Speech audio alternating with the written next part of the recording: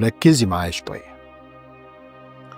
الراجل النرجسي مش خاين، ما تفهميش غلط، ده حتى ضعيف جنسيا، لكن عاوز يدوق مريم، وعاوز يهزر مع فاتن، ونفسه يشوف إيناس مرات صاحبه، وشاف منى مؤدبة وعايز يعني يغويها، ومديرته حتى تخينة بس علاقة معاها هتوصله،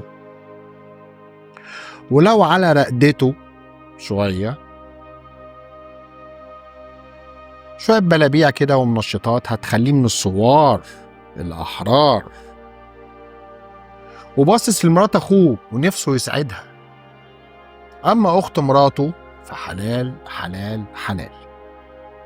هو الجنس بالنسبة له مش عشان متعة بس، عشان يكسر عينين الست اللي معاه. وطبعا في الأول بيبقى جنس ممتع وفظيع وشنيع ومداعبة وملاطفة وتقبيل وأحضان، وبعد كده بيخش في الموضوع على طول مع الست بتاعته، والمهم شهوته هو وهي طز فيها. وهو على مبدأه أي حاجة بتتحرك أنا جاي فيها، أي شهوة، حتى يوصل للشذوذ، يوصل إنه يبقى مع رجالة زيه. عرفتوا بقى إن هو مش خاين، هو مش خاين. وديها للي مستنيها.